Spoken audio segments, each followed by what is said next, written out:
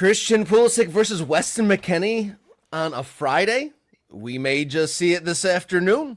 The Philadelphia Union finally have their Jim Curtin replacement, and the NWSL is coming to Denver. This and much more on Friday's Morning Kickaround.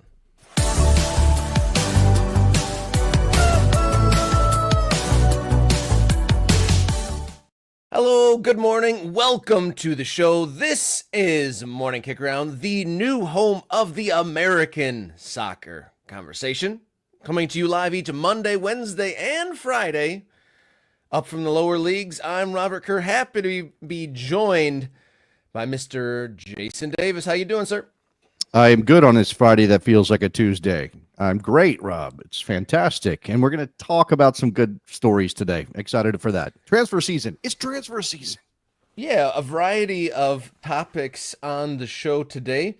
I'll just put my, Happy New Year's first show of 2025.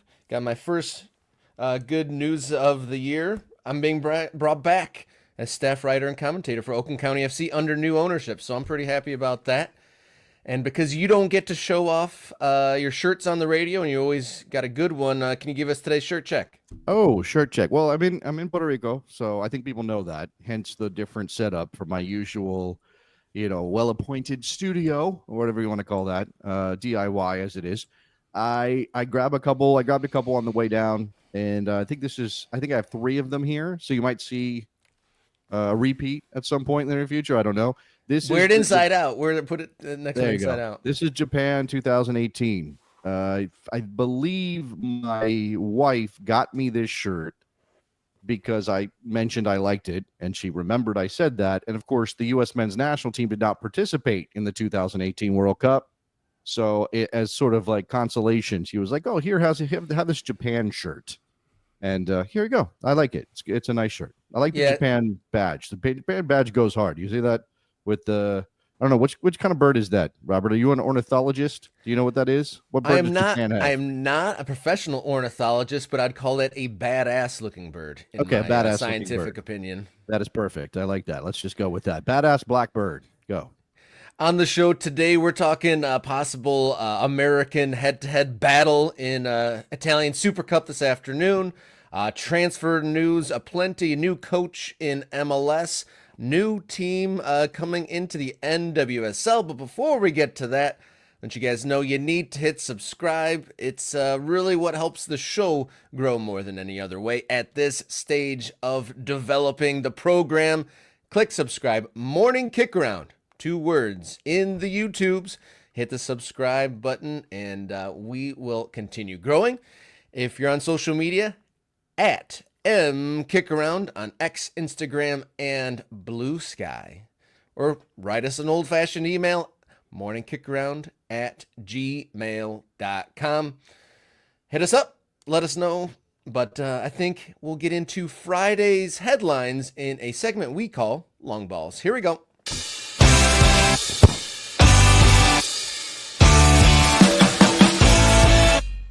Our long balls for Friday, January 3rd. We kick off with this. Friday afternoon, we could see an American duel in the Italian Super Cup. Christian Pulisic, reportedly back from injury, taking on his AC Milan, taking on Juventus, and Weston McKennie, of course.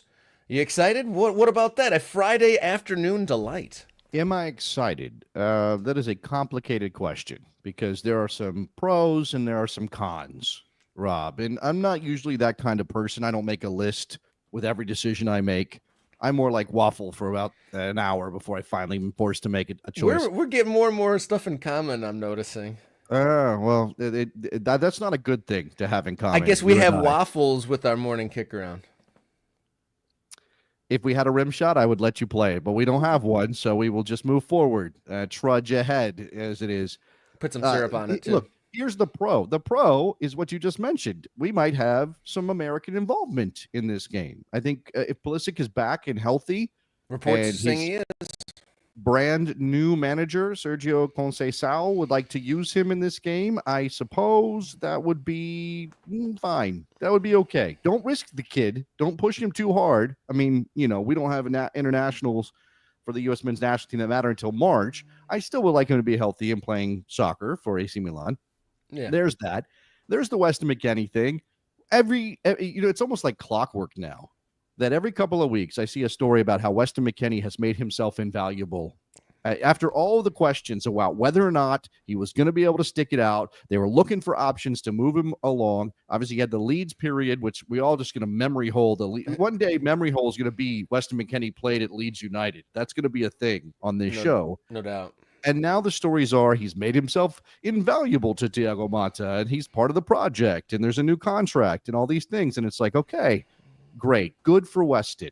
Again, that's a pro. American involvement in a game between AC Milan and Juventus I will never take that for granted. As an old enough American soccer fan, I will never take that for granted. Of course, you have Weston McKennie and Tim Weah involved, Yunus Musa and Tim Weah involved potentially. I think Weah's hurt. Is that right? Or to check on injury status for Mr. Weah. But the problem, the negative, the con, is that this game is taking place in Saudi Arabia. Yeah. And it's a Super Cup. It's not the Italian Cup. It's not Serie A. It's not the Champions League. It's not even the Europa League. Hell, it's not even the Conference League. It is the Super Cup. And I talked to an Italian football expert yesterday on the radio, and his comment was, the teams that win it care about it. The teams that don't, whatever. It's one of those self-fulfilling cups. It's like, if you win it, you feel great. But it does bring up questions about what Conceição and Motta will do in this game in terms of their lineup.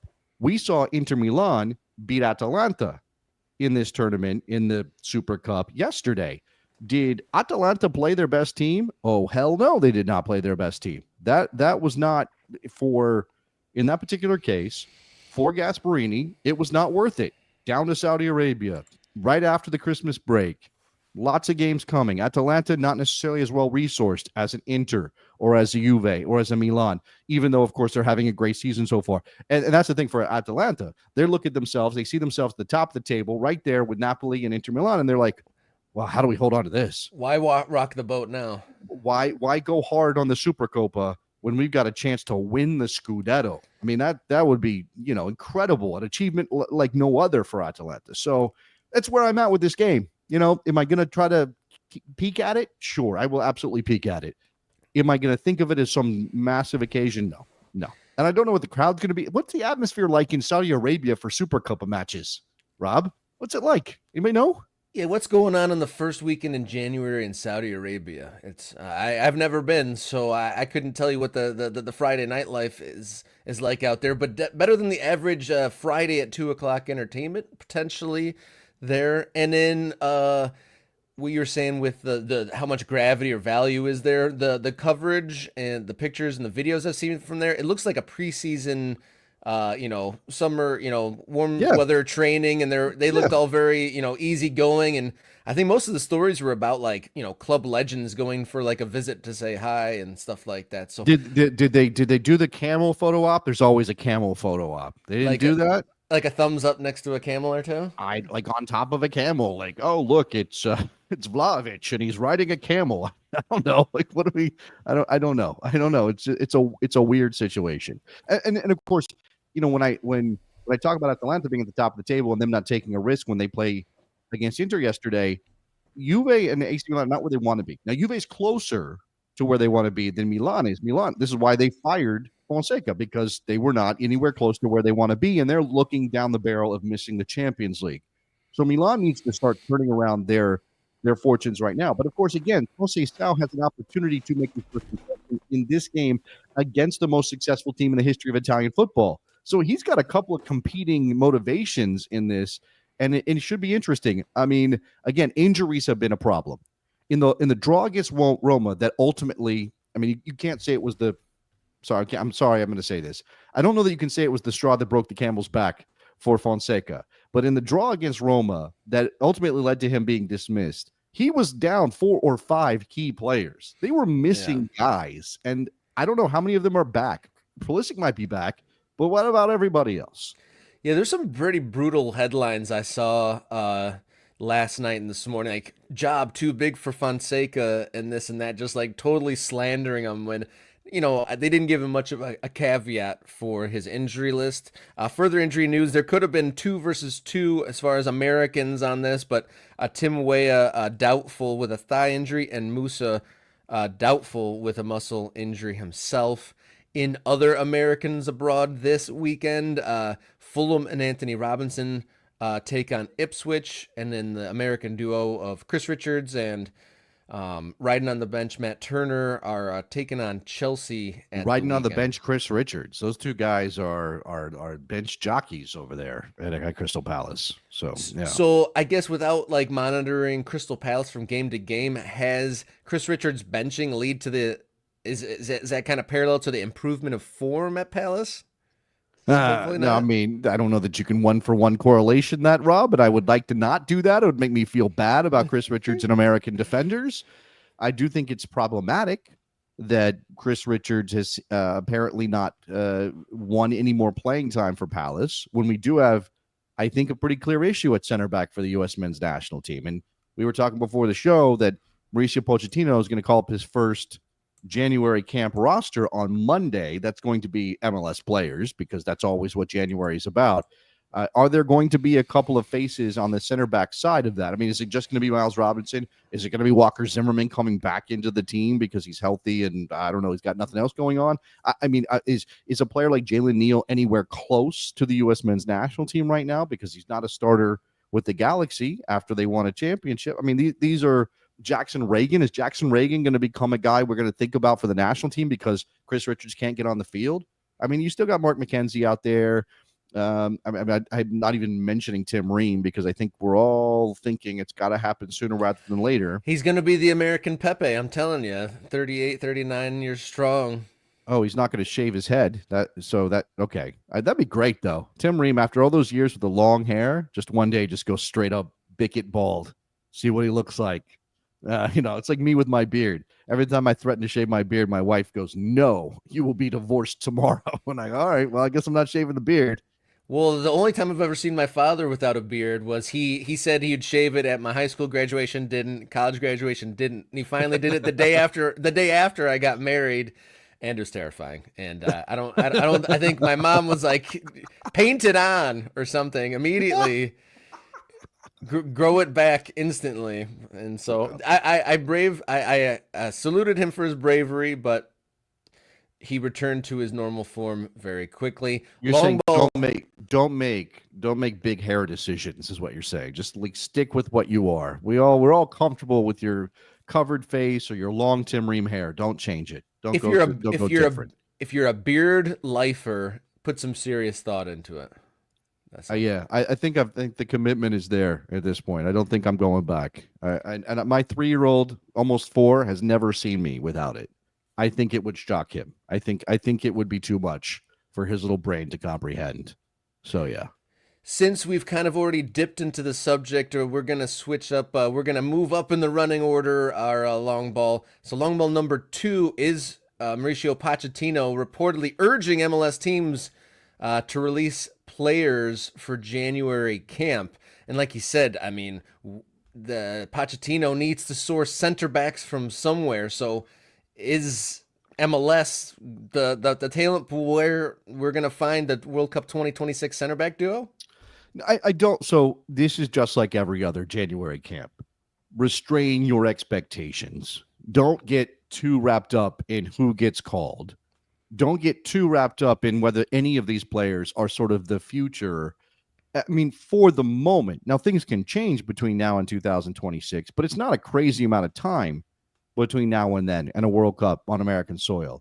And I think we're all pretty sure that the vast majority, probably nearly every player that's going to suit up for the U.S. men in 2026 is going to be based in a foreign league, in a European league, more than likely. And you could throw in an Alex Zendejas as a possibility who would be based somewhere beyond Europe. But I do think that there's always something to be learned here, and it'll be fascinating. I do think, maybe for me, it is even a meta question. It's even a question of whether or not Pochettino gets the full buy-in from Major League Soccer teams. And the story that we're referencing here comes from Dougie McIntyre. Sorry, I call him Dougie. I know that guy. I call him Dougie. His name's Doug. He probably doesn't really love me diminutizing him or whatever that word is. Well, I call him D Money, so to each his own. Oh, I call him Dougie Mac, but you can call him D Money. He's got a couple of rap names, is what we're saying at this point. Anyway, his story says that he went to MLS Cup in Los Angeles last month. He met with Nelson Rodriguez. He's had discussions about we need the commitment from MLS teams to allow their players to come to January camp, because there have been instances in the past where MLS teams have said no thank you, and that's largely based on early season competition. So the Champions Cup would be the biggest issue here, I think, for releasing players. So we're going to find out, whether there is anybody who says no thank you to Mauricio, or if they all just jump on board. And again, I don't know that you should be excited necessarily about any of the names. Some of these names are going to be names you already know, right? Is there a chance that Zach Steffen is back in the national team roster after some time away? Is there a chance that we see Jesus Ferreira, who just is about to get a move to Seattle? Is he at that level? I mean, you wouldn't say Jesus Ferreira is a first 23 player for the U.S. men's national team in a meaningful competition if everybody's available. He's not. But he went to the World Cup 3 years ago? He did go to the World Cup, but that's what I'm saying. Everybody's moved on. Jesus Ferreira's not good enough. Look at what happened at the World Cup. He's not good enough. Fine. 5 goals in MLS last year. That doesn't scream national team player. But I don't know that you could maybe make an argument that Pochettino should just go completely young and shake the trees and see what he's got. The problem with that, of course, is, as I said, there's a limited timeline and limited windows. So if you are calling up extremely, and there are examples of players that have already done some things that are still young and not yet blooded. Diego Luna comes to mind. I think everybody's going to freak out if Diego Luna can't make a January roster. There's something seriously amiss, or like he has recused himself or something if Luna is not on the January camp roster. I mean, is there big international calendar conflicts for Real Salt Lake this spring? Are they in CONCACAF Champions Cup or anything like that? I mean, no. Okay. I don't think there's any reason for Diego Luna to be held out of this camp by Real Salt Lake. I don't think that is there shouldn't be any justification for that. Because if he wants to be a national teamer, Real Salt Lake benefits from him being a national teamer. Very good point. Because of his profile, shop window, all that stuff. And they are in the Champions Cup. They actually play their first Champions Cup game on February 19th against Herediano of Costa Rica. So they do have that to get ready for. And that's a couple weeks. It's a couple weeks earlier than. The camp was January. The game's coming up for the U.S. men's national team against one of them is against Costa Rica, as a matter of fact. And trying to think of who the other game is. Maybe you can look it up for me, Rob, while we're on the fly. Yeah, you're a one-armed bandit today. I am. I don't have all of the typing ability that I might normally have. But you have, again, it's I got it Costa for you. Rica. Go ahead. Yeah. So on January 18th, USA takes on Venezuela. Right. And then a few days later, on the 22nd, it's Costa Rica. Venezuela, Costa Rica. So those two games, again, 4 days apart, end of January, you'll have a 2-week camp, roughly 11 days. January 7th, they would report to the camp. Again, that's coming up early next week, and then the games. So a player like Luna, whose team is participating in the Champions Cup and has a game on February 19th against Herediano, would miss whatever camp time Real Salt Lake has ahead of that opening game in the tournament. How big of a deal is that for Mastroeni, for Real Salt Lake? I mean, I think we are always caught in between as national team fans and American soccer fans. Whereas, I mean, it doesn't matter to me personally whether Real Salt Lake does well in the Champions Cup. It doesn't matter to me. But there have been times, of course. Well, look, there's still this idea that we're all kumbaya, holding hands, we're all together, arms across America to support MLS in competitions like the Champions Cup, because, again, this reflects on American soccer as a whole if MLS teams do well in the competition. Therefore, we want to put our best possible teams in it, or we want to have our teams at their best possible level when they go and play in this thing, which is not properly timed for MLS, right? This is one of the reasons why the calendar change is out there as a conversation, because MLS goes into something like the Champions Cup and they suffer from the fact that they are not in the middle of their season. They're just getting started. Players aren't really up to speed yet. Fitness isn't there, et cetera, et cetera. Those are excuses, but they're actually legitimate things that MLS has to deal with. So here you have, okay, do we want our best players with our national team program to get ready for the World Cup on home soil in 2026 under our Argentine manager who really wants to be able to put this team together and do something? Yes. Do we also want our MLS teams to be at the best level they can possibly be when they go into the Champions Cup? Also, yes. Can you do both things? Probably not 100%, right, Rob? Probably can't do them both, not 100%. So, these are tough decisions. And again, if Pochettino is asking MLS to give him complete buy-in, then that means a player like Diego Luna from a Champions Cup team in Real Salt Lake will miss the lead up to the Champions Cup for his team in 2025. Just as a little bit of a wrap up to this topic, do you remember any coaches previously, like making a point to ask for availability like this? I think all of them have done this, and I think all of them have handled it, in a, hey, this is the national team, it's a big deal. I mean, they've all asked for it. Whether they sort of have the gravitas to really push, I think is a different question. I mean, I'd have to go back and look at history. I know that Atlanta United has denied call-ups a couple times during January camps. I know that's happened. I believe Miles Robinson missed a January camp because Atlanta United specifically said no, thank you. I'm sure it's happened. Maybe Seattle has done it as well. There have been some teams that have done it. Obviously, that would have been under Berhalter during the last administration, and then we've had Bruce Arena, we've had Bob Bradley, we had Jurgen Klinsmann. I want to say that Jurgen Klinsmann got everybody he wanted, but I can't tell you that without going and doing the research. But it is certainly a question every single January. And of course, it'd be easy to just dismiss this thing. Oh, whatever. What is this? Why are we doing it still? January camp? There's no international window. None of our better players are here. Why are we even bothering? But I think there will always be benefits to the coaches getting together, being able to, even if they're not working with the players that they would have in an international tournament or in a meaningful window, they still can talk about those things. They can still process what's going on there. I know they're talking all the time, but to be in a soccer environment, and maybe there is a diamond, or maybe there is a player that suddenly becomes interesting to Pochettino who can play a role, because you're going to have injuries, right? And I think I'm not saying anything crazy when I say we would all prefer the U.S. men's national team be players that are playing in one of the top 5 leagues of Europe. That would just be better. But there are going to be situations where that's not possible all the time. And there will be situations where a player who is 21, 22, 23, and maybe on his way to Europe is still an MLS player. Get John Tolkien a look. Had a really good playoffs last year. Helped the Red Bulls make a final. Is John Tolkien long for the Red Bulls? Probably not. Give him a look in January if his move isn't coming to the summer, or if his move comes, maybe it comes in January and he has to leave. I don't know. We shall see. Mauricio Pochettino's first January camp roster set to be released early next week. Friday's long ball number 3, Philadelphia Union have named their Jim Curtin replacement, and it is former St. Louis FC head coach Bradley Carnell. Yes. The best way to look at this is that Ernst Tanner got his guy, a guy that will do exactly what Ernst Tanner wants. I'm not saying that Bradley Carnell isn't his own man, or that he isn't a good soccer coach. I think he is a good soccer coach, and I do think that he, has some traits about him that even divorced from the Ernst Tanner issue would make him a reasonable candidate for a lot of MLS teams. But this is 100% Ernst Tanner hitting run on his software. Ernst Tanner is installing he's cleared out the bugs, and in his case, Jim Curtin was the bug.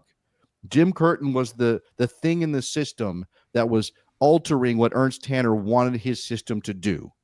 And now he's got rid of that piece of the story, a piece of the situation, the system, and he's replaced Jim Curtin with a guy who will do exactly what he wants, which is play high pressing, crazy balls to the wall soccer, while also giving opportunities to a lot of the academy and young players that the Union have coming through their system. So would you say, when you're talking about installing the software and it being exactly like a his guy sort of a hire, does that lend itself to the Philadelphia Union's stereotype of them being a low spender, not really willing to lay out the cash. So you're kind of trying to like go effort over quality in a sense there. Yeah, I mean, who do you think who do you think costs more in terms of salary as an MLS coach? Sandro Schwartz of the New York Red Bulls or Bradley Carnell, who just got the Union job after a short stint, a year and a half in St. Louis? Who costs more, do you think? That's pretty hard from this chair to know what the cost difference Oh, would be. I guarantee you Sandro Schwartz makes significantly more money Yeah? than Bradley Okay. Carnell is getting paid in Philadelphia. Absolutely. He's got a European pedigree, right? He's got something he can point to on his resume that is, I did this in Europe. That is not something Bradley Carnell has. Bradley Carnell has been in Europe. He's played in Europe. He's got some background, but he is a budget choice. He will run the software that Ernst Tanner wants to run, and he will not cost the organization a lot of money. And I do think that it's right for Union fans to be frustrated in the fact that their team occupies the fifth largest market in the country, and they act like Real Salt Lake. They act like a small budget team. You know what? Who is also a small market team, or who is a small market team as opposed to Philadelphia, which is not a small market? The Columbus Crew. Yeah. That's a small market. Do they act like a small market team? Do they spend like a small market team? They don't. They spend like a team that wants to win championships. Now, I'm not saying they spend a ton of spend money. in a very smart way. When they were still in the bottom third of spending, I believe. That may be true, but they also went out and outlaid nearly $10 million for Cucho Hernandez, and look at how that has turned out for them. Fair right? enough. Yeah, And you're right. There's definitely more pointed, and they've definitely got a much better hit rate from the folks that they brought in. I think the Union are lining up a transfer right now for a center back who is going to cost them a couple $1 million. Ian Glavinovich, who is coming up from Newell's Old Boys. Oh, Actually, I think that deal is already done. He's been acquired. I don't know. I'm trying to find the number on this, but I don't believe it's more than a couple $1 million. I wonder And what that the is head-to-head the record most. is between Newell's Old Boys and Young Boys. I wonder if they have any like historical kind of. You're asking randomly because of Ian Glavinovich whether the Argentine team called Newell's Old Boys has ever played the Swiss club called Young Boys. That's what you're asking? My mind wanders sometimes. My apologies. It's like who wins in the match between the Old Boys and the Young Boys? That is a good question. We should work that situation. That's what the Club World Cup is all about, Rob. if they haven't met yet, that's the opportunity to do it. I mean, I don't know that either one of them has qualified for the Club World Cup, but I would say Get that in there. to Mr. Infantino, please make Young Boys versus Old Boys happen because Rob is curious. Answer that age-old question.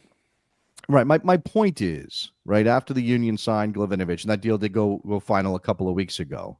My point is that Philly has gone backwards, at least while Jim Curtin was there, and they didn't spend a crazy amount of money. Right. Their success stories were players like Kai Wagner, who came out of the third division of German football, and you can put that straight on Ernst Tanner's ledger.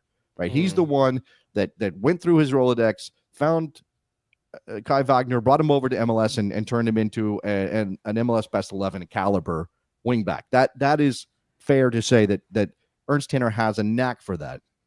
You can point to some of these other, but they do not spend. They just do not spend, and they're not going to spend. And this is complete entrenchment on that plan that they will not spend. Now, it's also worth pointing out, and I had Jose Roberto Nunez, who's a reporter that covers the Union, say this to me yesterday. While it's fair to point to Philadelphia being a big market and saying, why do the Union act like a small market club? You can say that at the time that Union ownership bought into Major League Soccer, 2010 for the Philadelphia Union, what was the expansion fee for an MLS team? $10 million? Oh, maybe? I was gonna say 25. Is that it high? could? I think that's high. I think that's high. I think 2007 TFC launched and their expansion fee was $5 million, if I remember that correctly. So 3 years later, I very seriously doubt it had gone up. It could have. Maybe it did. We're watching the NWSL. Their rates are climbing astronomically in just a year or two. But regardless, the point is Jay Sugarman and the Philadelphia Union ownership, they are not resourced. They are not deep pocketed the way that Mansour is pocketed in San Diego, where they're paying 500 mil, or the group behind St. Louis, or the group these are clubs that have owners. Oh, it was $30 million. Did you double check that? All right. Union paid $30 million. Still a fraction of what it costs now, right? Like just a tiny, tiny, tiny amount compared to. So again, like if you want the Union to act big, I guess the argument would be that they need new ownership who has more money and is willing to spend out ahead of things in order to win championships. The Union now have chosen their path for the moment, and their path is Ernst Tanner. He is the man in charge. Bradley Carnell is an expression of that. Yeah, to your point, the headline or the main quote that's being referenced in the release of this news from the club, with knowledge of both MLS and international markets, Bradley Carnell is tactically astute and aligned with our sporting strategy, with his approach emphasizing a high press style. So in the statement, in one of the statements made, with a quote by Ernst Tanner, he said that this hire was an opportunity to get back to their identity. The word back is doing a lot of work in that statement. It's saying that whatever Jim Curtin was doing was not our identity. And now that he's gone and Bradley Carnell is in place, we're going to go back to what exactly? I mean, I guess the early days of Curtin, the Hackworth era. I mean, I don't know what we're talking about here. You know what didn't happen when Jim Curtin was not the head coach of the Philadelphia Union? They didn't win games. They didn't win anything. They weren't a playoff team. They were bad before Jim Curtin took over. And I can't say it's only Jim Curtin, because I've already pointed out that Ernst Tanner is a smart signer of budget talent. But man, come on. What are we doing here, taking shots at Jim when he's already out the door, cleaning his sneaker collection, saying, let's get back to an identity. Is Ernst Tanner doing like a not a MAGA, but a MUA move, make the Union underperforming again? That was a long walk. He's a MUA guy. Oh, man. We shall see. But either way, the Union job no longer on the list of MLS head coaching vacancies. Thanks, everyone, for tuning in to Long Balls here on Friday morning. Hit the subscribe button if you haven't done so already. Follow along on social media at @MKickaround. If you've got any commercial or content inquiries or questions, morningkickaround@gmail.com. We're going to take a quick break for just a second. Come right back with today's hot topic, swirling around transfers here on Morning Kickaround.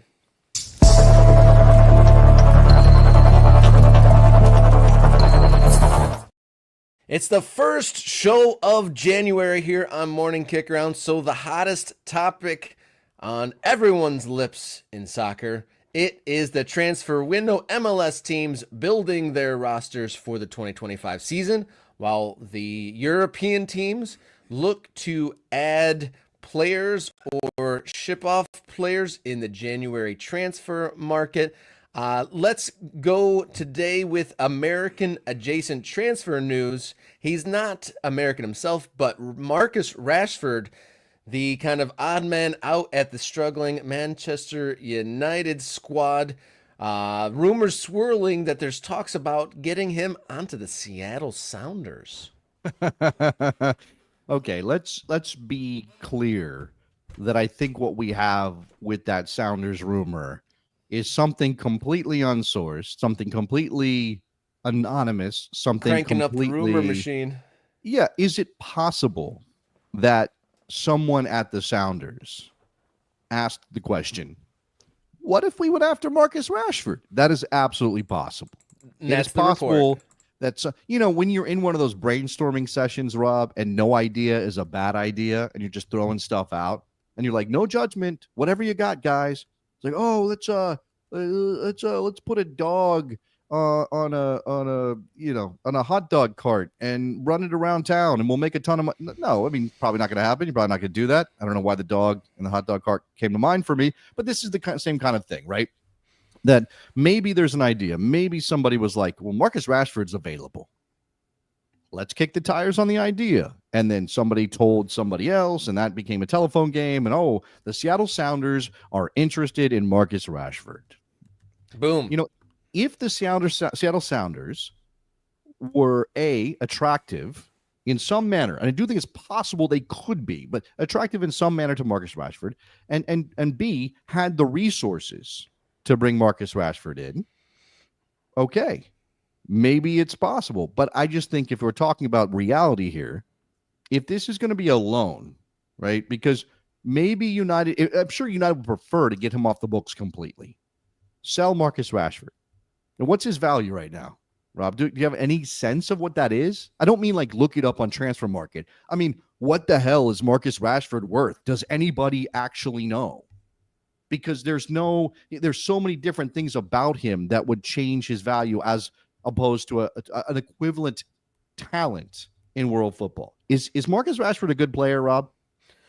Yes, he's a good player. Yes. He's had moments where he's been great, but it's been like he goes like every couple seasons of hot and cold. So Sure, that but would he's lead a me good to player. believe that with all the coaches that have been in and out, he has to be played in the right way to be a above average player.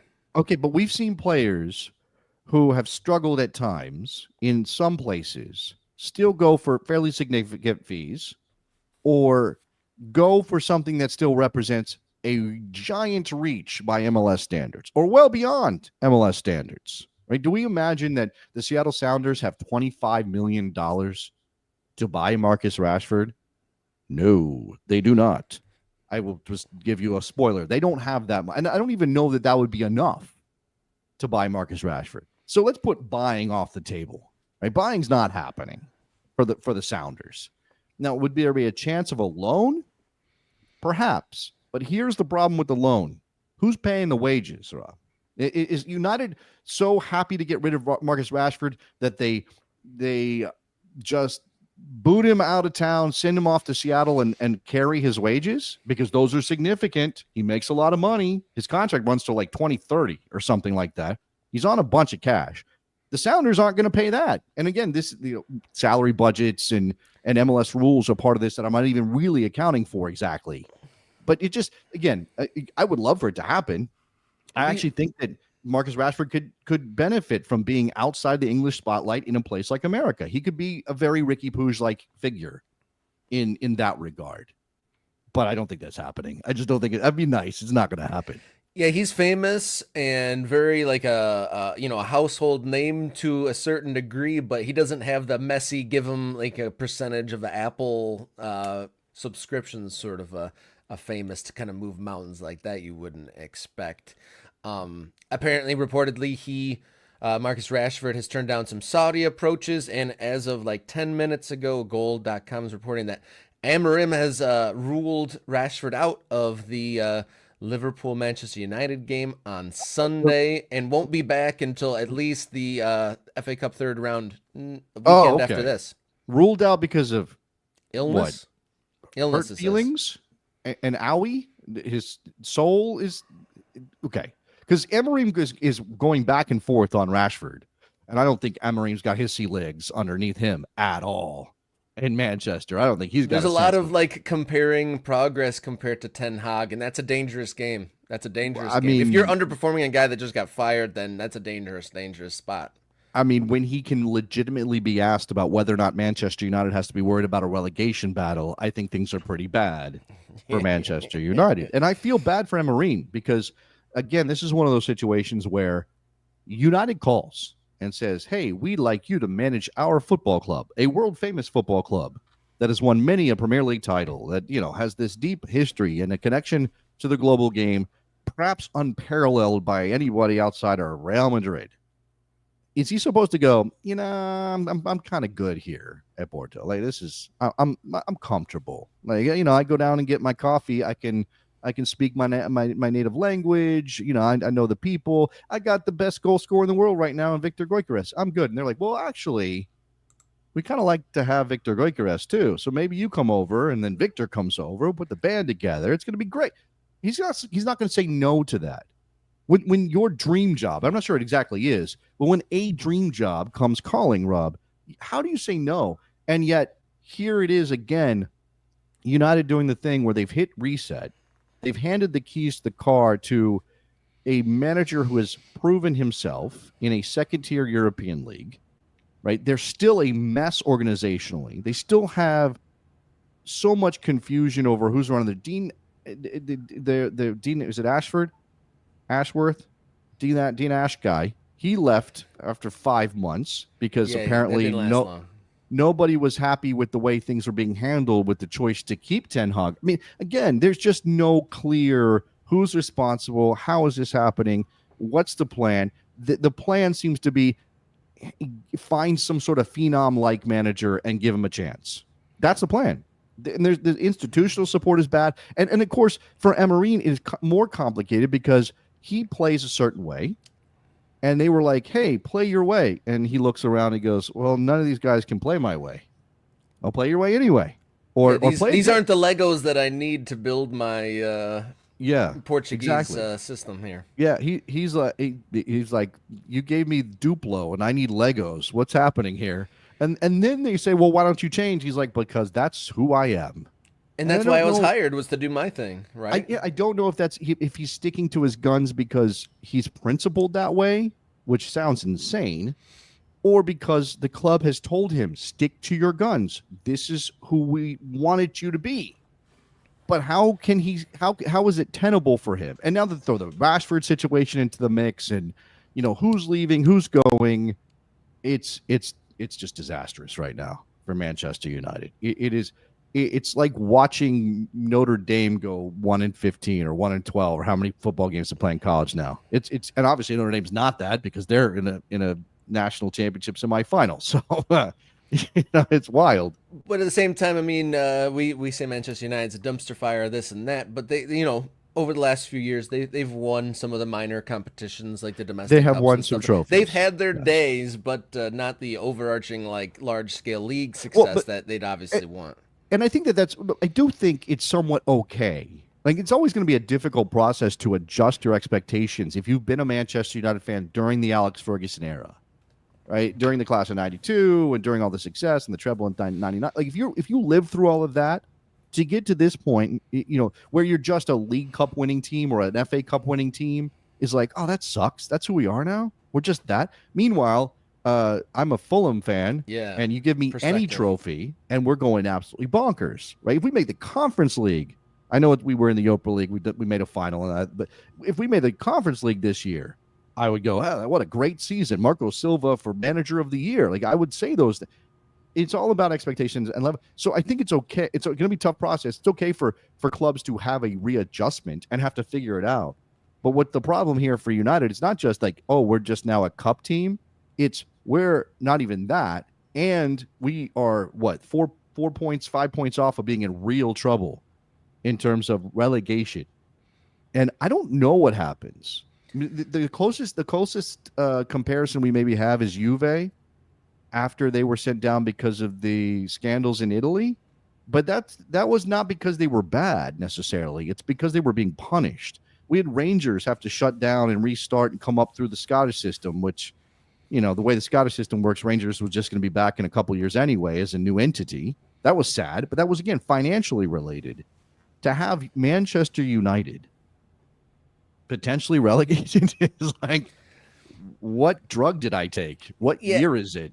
I feel like that's just setting expectations way down. Like, hey, guys, it might get worse before it gets better. Because, I mean, relegation, honestly, if they won like 4 out of their last 6 games of the season, they'd get themselves out of any trouble that they might be in. But are they capable of doing that based on what you've seen? Anyway, okay. Were we talking transfers? Was this supposed to be about transfers? Did I just railroad us? Yeah, we railroaded a little bit. But in further railroading, you were talking about Fulham. We didn't hear much out of you about Fulham's once in 2 generations win against Chelsea on Boxing Day. I mean, incredible. I mean, you kind of saw what the life of a Fulham fan is like with the next one, which was the draw against Bournemouth. Is that right? Do I have that right? You tell me, Cottager. Yeah, it was great to beat Chelsea. I do, let's turn this back to the conversation we were supposed to be having, and we'll make it about Jedi Robinson for a minute. Yeah. Obviously, he is an excellent left back. He is 26 years old, so he's past that point where you're paying a premium because of his age, but he's obviously very good. There's been some Liverpool chatter. They obviously are dealing with the possibility of Trent Alexander-Arnold leaving from the other side, but I think more than likely Robinson's not going anywhere in January. I don't think that's happening. I don't think they're going to get the fee they want. I don't think anybody's panic buying a left back. There's that not has too the much cash to get him. internal moves in January either. Most January moves are from overseas typically. It tends to happen that way, right? There could be something in terms of overseas moves. And what we're seeing a lot of right now, if we're kind of doing a rumor mill, is potential loans. You know, the idea of Xerxes going to Juve is something I saw today because Xerxes not having a good time. Nobody's having a good time in Manchester United, to be fair. But, you know, is that something? You know, I guess, you know, maybe Otamendi, if City really needs their Rodri replacement right now, could they do that? Of course, they've got the 130 charges hanging over them. And, you know, are they able to even spend anything? I actually don't know that. We talked about Ricardo Pepi. I'm seeing the stories about, multiple teams interested in Ricardo Pepi. We're doing that dance again. What would be the best place for Ricardo Pepi to land? I don't think he's going anywhere. It still seems like being in the best team in, you know, like that 1B sort of tier league in Europe. Definitely, like, that doesn't really seem like a better place as long as he can get that spot ahead of De Jong and like be playing for that best team. But that's a great place to be in. They're free scoring. Yeah. I don't think there should be any hurry for him to take off. He needs to establish himself somewhere first. Well, I mean, I do think he's capable of starting and scoring, you know, 15 to 20 goals a year. And depending on what league we're talking about, I mean, he's not going to end up going to, you know, like Wolves and scoring goals by the bucket load. I don't think that would happen. I think he could be passable in certain top 5 leagues as a starter, right? He's definitely improved from the Augsburg experience. And I think he deserves that shot. It just seems like nothing. It doesn't seem like the market has evolved for him yet. And there may be other dominoes. Jonathan David is still out there. What's his big move from Lille? I mentioned Victor Gyökeres. He's the highest scoring forward in the world in the last calendar year. Somebody's going to go in for him. And then once those dominoes start to fall and some of those other players move from one place to another, then I think it's possible Ricardo Pepi could be in that mix. Just saying that. Just as a possibility. Also worth mentioning here, Esmir Baraktarovic from the New England Revolution, talented young player, attacking player, is going to PSV Eindhoven to join the American contingent. Ernie Stewart doing that business again. I think it's $6 million the Revs are getting for Baraktarovic with a sell-on clause. It's good business First for ever them. foreign sale for the Revs. Is that right? No. Yeah, that's the headline I saw, I thought. Didn't they sold Georgie, the goalkeeper? What's his name? They sold him to Chelsea. What are we talking about here? Let me double check. Went to Fulham.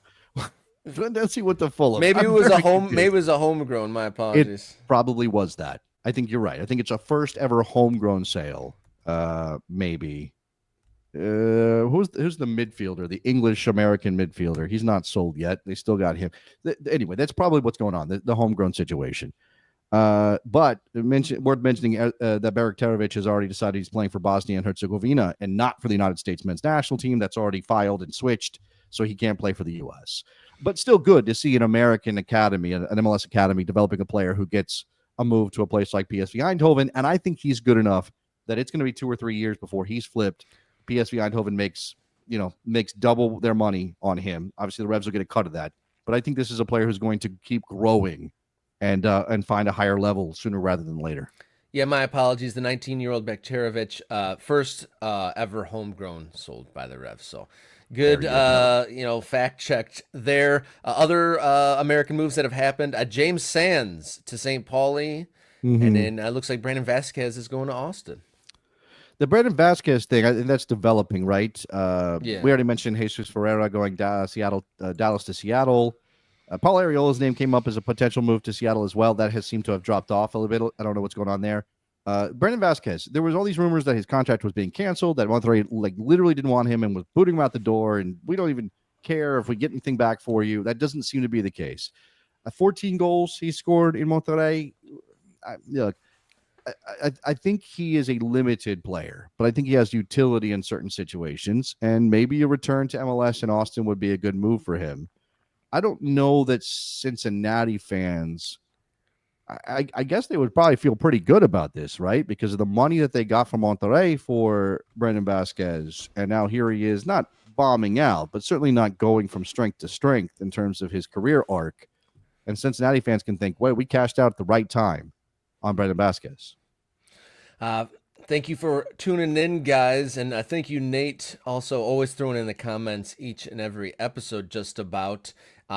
Be sure to click subscribe if you haven't already. Morning Kickaround on the YouTube channel. Morning Kickaround, 2 words, morning Kickaround.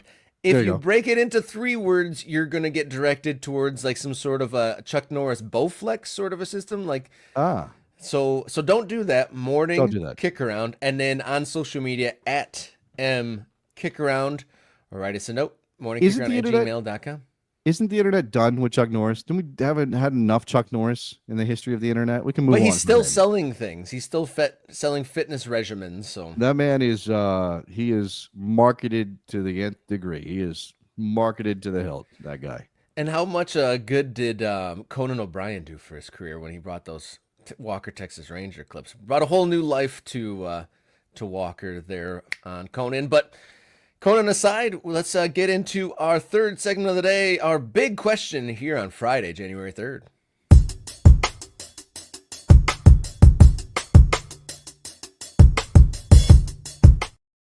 The big question here on Friday, is the NWSL following a smart expansion plan? News recently came out that Denver will be the 16th NWSL franchise for a record expansion fee of $110 million. Can you believe it, Jason? No, I mean, yes, because all these news outlets are saying it. I do think it's worth asking how real that number is. How high did your eyebrows go when you read the headline of $110 million? Yeah, it certainly is a jump, more than double the previous record, which was $53 million that Bay FC and Boss Nation, which is not going to be their name. They keep putting out this stuff about how they're doing market research and talking to people after they screwed up and said their name was Boss Nation, and everybody went, "What?" After all that market research, they're going to be called Boss Country or something like that. I mean, they said something about, oh, look, all the balls, and there are balls, and we have balls, but are there balls? Everybody's got balls, and it was like, what are we doing here with this marketing, Boss Nation? But anyway, if I can collect, checks for that sort of Q&A or research panels, sign me up if that's the results that are the bar that's required there. I will say this. I am available to consult. Yes, American exactly. That's the clubs. word I was looking for. Consulting. I'm available to consult. Reach out. Morningkickaround@gmail.com is one way to get in touch with me. I would say that this so you can be, I think, justifiably super positive about news like this. If you are a women's soccer fan, if you're an NWSL backer, you can look at this and go, look at this. The league is growing. Incredible numbers, $110 million. Somebody's willing to pay that to expand in this league. Look at how great things are going. You could do that. You could also be a cynic, fairly, justifiably, and go, is this really how much they're going to pay? They're going to pay a little bit now, a little bit later. Are they ultimately going to get to the 110? Are they really going to end up paying that whole chunk to NWSL to expand in this league after what we saw with Bay FC and Boss Nation? By the way, are those 2 teams going to pay $53 million? And how quickly are they going to pay? And all these things, because it benefits. I mean, to be the ultimate cynic here, you don't want to talk about MLS. People say this stuff about MLS all the time, right? Number one, is MLS is it a situation where the expansion fees are being used to pay back the older owners, and we've got a pyramid scheme like vibe happening?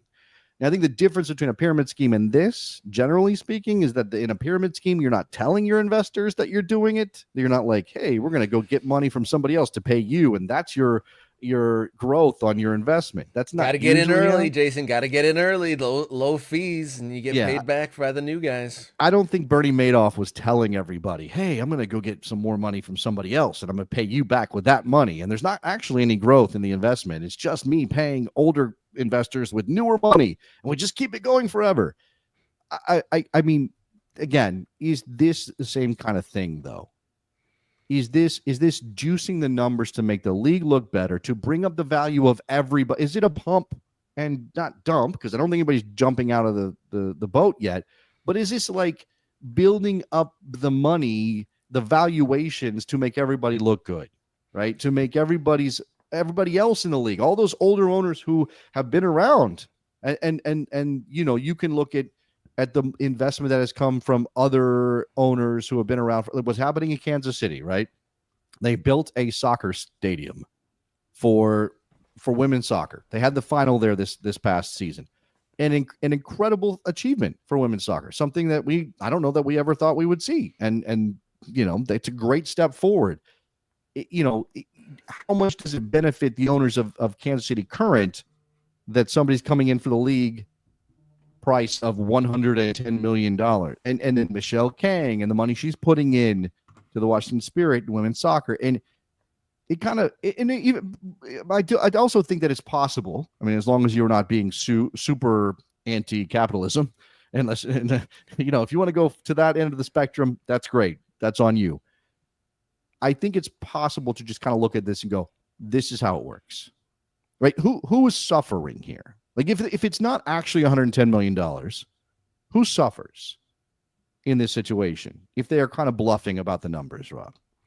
I guess maybe future investors that think that they're going to have to, like, next time they have expansion, is it going to be $250,000? But I guess you're raising that bar of like what is expected to be able to join this league. And it is the biggest expansion layout for any women's sports team in the United States, right, too, on top of right. it. So maybe it's just raising the bar, but you'd think it's a profile raising attempt. Well, but okay, and that would be the justification if it's not real. Like if it's a little bit of a fib and a bluff and we're puffing up the numbers, the argument would be, well, yes, but it brings attention to women's soccer. It brings further investment into women's soccer. We benefit from that. But Nate said when the bubble pops, they'll have to focus on the quality of the league. Sure. And also Nate says the fan is suffering, right? The owners rely on them to make money rather than putting an attractive product out. I think that is fair if you believe that it is a zero-sum game for the quality of the play in women's soccer and the expansion fees that these teams are paying, right? And probably the same thing for MLS, right? If you want to go down that road.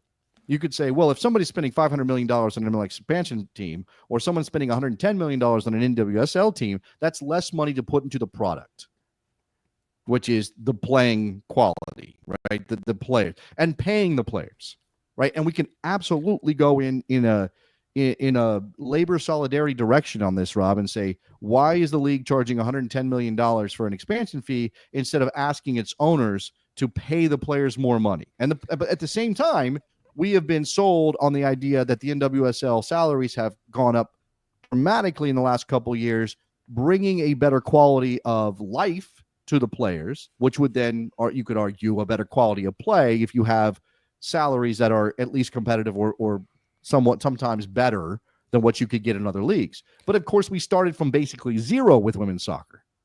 Right? We started from basically, we're not paying them anything. You're lucky to be a pro. And you also get to be treated like crap by your coaches because you're lucky to be a pro. So it's all this relative swing of what is fair, justified, right, good for soccer in America. Because you could also argue, despite what Nate is saying, and I get it, I get the emotions of it, you could also argue this league doesn't exist. The teams that exist wouldn't exist. The investment that has happened wouldn't exist if not for people like, in this case, the group in Denver, which is, I think, led by some investment banker or Michelle Kang or anybody else. And maybe they do have principled reasons for investing, but you could say as business people, they're enticed to this because of the stuff we're talking about, because the valuations are going up, because the expansion fees look pretty, because there is more attention on the game. And that if you just said, well, put the money in the product, they would not see that immediate return justifying their investment. It's all very cynical. It's all very cynical, Rob. This Denver bid backed by IMA Financial Group CEO Robert Cohen. And then there's a number of other interesting names involved too. Former Obama administration official Ben Hubbard, who's the CEO of Denver-based insurance company Parasil. Former USL executive Tom Dunmore, back from his trip or side quest into the cricket league. Oh, I FOS don't think Tom's CEO, I don't think Tom's done with cricket. I think he's just part of both things. So, knowing Tom uh, Dunmore.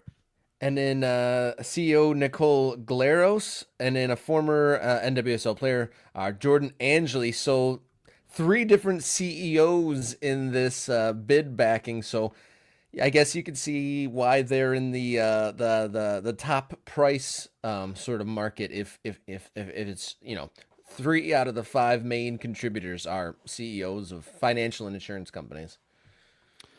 Yeah, that's the thing. I mean, again, this is where sports are, and this is where women's sports are. And there's this catch-22 issue with women's sports in particular, and it's soccer. It's a soccer thing in America too, right? Like, are we as beggars, as soccer fans in America, as fans of a sport in a country that has largely treated that sport as a second-class citizen of sports, as a foreign sport, as a sport not to care about because we've got other things going on and we're not great at soccer. Why would we want to engage? Let the English have it.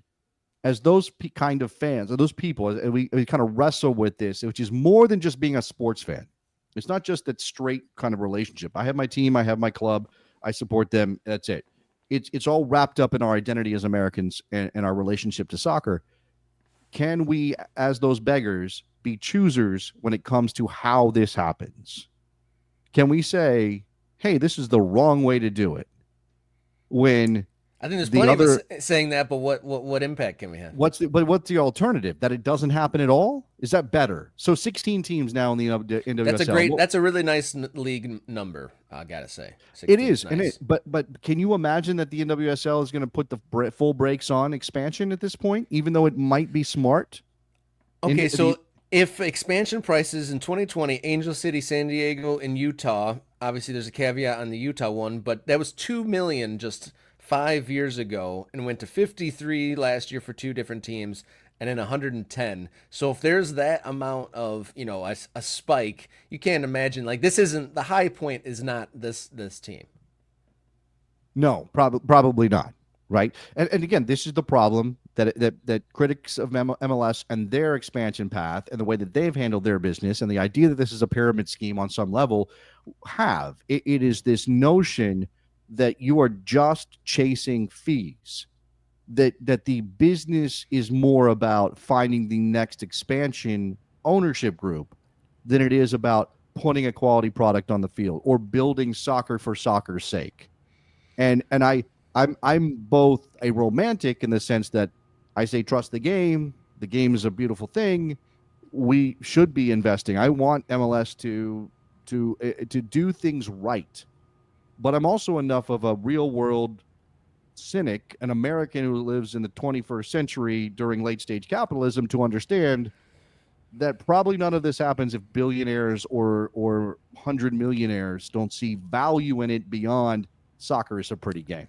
So this Denver bid beat out two other finalists, Cleveland and Cincinnati. And with this whole will the price rise up? Would you believe a city like Cleveland or Cincinnati or the backers of those bids can one up those numbers? I mean, that seems like wild that those cities would put that kind of layout out there. I don't know. I don't know. I mean, I guess it all kind of depends on how this goes for Denver. And we have not gotten into the details on the Denver bid and what they do have lined up and what they don't. And closer watchers of the NWSL, people that I follow on Blue Sky and things will say, we'd love to know where this money is going.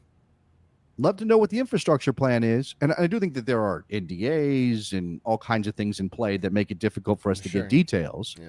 But that is certainly a question. And if you are a backer of the NWSL, if you're a supporter of the NWSL, if you have a club or you want the league to succeed, you will have a little trepidation when something like this happens. Because as Nate said in the chat, it feels bubblish. It feels like something that could burst, that could pop, and that could bring everybody down if it doesn't go well.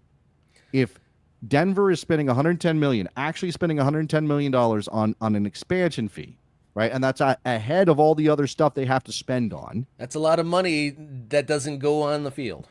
It's a big red number on the books, and then how are you making that back? And at what point is it, hey, this is great, we're just going to stick around and be here forever because that's what we want, that's what we need. We need clubs that will last. We have to stop with clubs coming and going all the time, clubs moving around. Enough with that already. We don't grow the game through that. We don't grow the game through relocation or clubs folding. So if this is a bad calculation, and there's smart people involved, but if this is a bad calculation, it could be trouble for everybody, not just Denver. We shall see. We shall see. I think that about does it for Friday's morning kick around. Thank you for everyone for tuning in. Thank you, Nate, for the comments and for being here each and every day with Jason and myself. Thank you, Jenny, for behind the scenes production. If you haven't already, morning kick around, 2 words on YouTube. Hit that subscribe button. All I got to say before we get out of here, really excited for Liverpool, Manchester United. Do you have any score predictions before we leave, Jason? 4-0. Liverpool over United. 4-0. And does Amram keep his job after a 4-0 drubbing? Yes, he will have a job. He can't. I don't think you can justify firing. Well, I guess that's an embarrassment, and it doesn't matter. And that's your rival, and it sucks. But I'm going to say yes. I just don't think they can pull the plug this early. It would be ridiculous. The United fans that I know, very reactive, already want him gone. At least a couple of them. But yeah, the closest soccer bar to my house is the Motor City Red Devils hangout. So more often than not, when I go out and leave the house for a soccer game, I'm surrounded by those United guys, and some of them very itchy trigger fingers when it comes to the coach. But I mean, I guess what's his face? The previous coach survived the 7-1 or the 7-0. He lived on beyond that, so you're probably right with Amram to say. Thank you once again, and we shall see you on Monday for the next episode of Morning Kick Around. Until then, enjoy your soccer.